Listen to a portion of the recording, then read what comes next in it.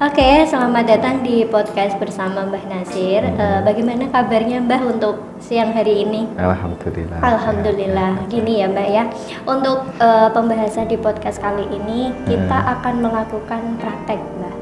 Karena yang kita ketahui kan di layanan Mbah Nasir Praktek ada apa ini? praktek menggunakan sarana puter giling Mbah. Oh ya.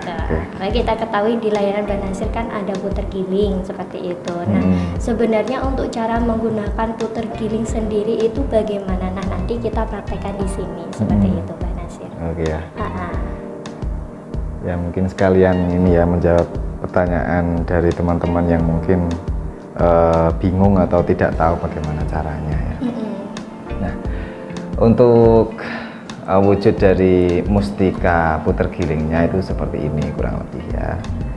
Nah, sebenarnya untuk tata cara sudah sering saya sampaikan, tapi di sini saya akan coba mempraktekkan supaya lebih mudah dipahami ya, lebih mudah dimengerti dan bisa ingat begitu.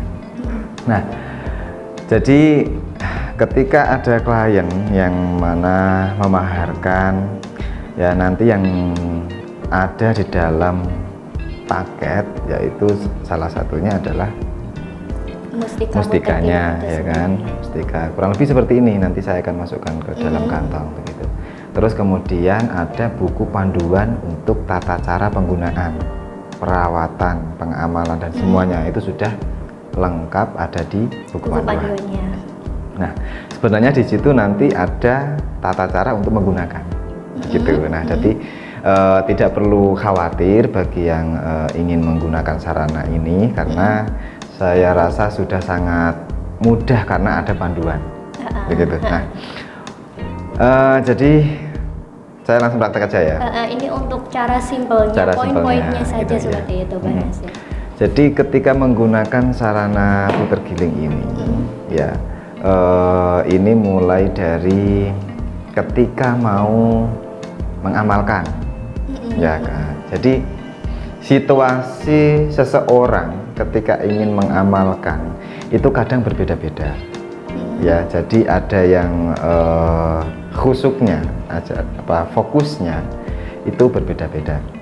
Jadi ya, kalau saran saya, ketika mau mengamalkan amalan dari puter giling pada jam malam ya, jam-jam tertentu, itu bisa ketika mengamalkan itu digenggam seperti ini ya, terus kemudian mengamalkan ya, atau juga bisa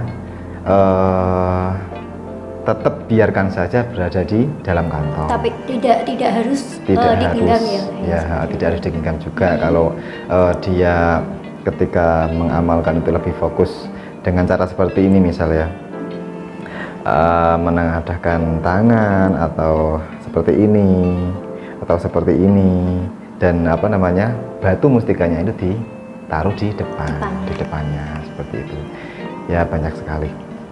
Nah, untuk penggunaannya ketika bepergian ya, itu bisa ditaruh di dalam kantong ini ya, bisa ditaruh di dompet, di tas juga bisa. Itu kalau memungkinkan, kalau dibawa pergi seperti itu ya. Tapi kalau tidak memungkinkan seperti itu. Kalau tidak memungkinkan ya ditaruh di dalam tas kecil supaya tidak mengganggu, nggak harus di dompet juga sih, nggak harus gitu. Jadi kalaupun disimpan di rumah saja seperti itu, apakah tetap berfungsi? Ya, tetap berfungsi karena memang sebelum menggunakan ini kan sebenarnya sudah ada aktivasi untuk mensatukan energi. Permulaan harus gitu. Tetap ada aktivasi Ya. begitu. Nah, jadi ada kalanya memang sarana ini itu ada kondisi-kondisi tertentu, sarana ini tidak bisa terbawa kemana-mana gitu. Jadi harus ditaruh di rumah, disimpan biar lebih aman begitu. Jadi bisa disesuaikan lah bagi penggunanya. Apakah bepergianku ini misal pergi kemana gitu aman ketika dibawa atau tidak. Nah itu kan yang lebih tahu adalah yang menggunakan. Yang menggunakan. Kalau mengenai pantangannya sendiri, Mbak? Nah, untuk pantangannya itu ini ya, sebisa mungkin jangan memudahkan atau jangan sampai terbawa ke dalam toilet, kamar mandi. Ya, karena itu memang kebanyakan yang ditanyakan dari klien. Oh gitu ya. Seperti itu. Kadang kan hal seperti itu memang sangat sepele, tapi tidak mudah untuk dilakukan karena kondisi tertentu orang mau ke toilet atau kamar mandi itu kondisinya sudah seperti ingin melepaskan sesuatu dengan segera seperti ya. itu ya. Jadi ya memang benar-benar ada panduan di sini. Saran saya ya diingat bahwa itu adalah termasuk salah satu adalah menjaga dan supaya energinya itu tetap utuh begitu. Jadi jangan sampai terbawa ke dalam toilet dan jangan sampai juga terkena sesuatu yang najis. Itu jadi harap disimpan di tempat yang benar-benar aman gitu. Kalau itu kan pantangannya tidak boleh terkena najis ya Mbak, itu salah satunya.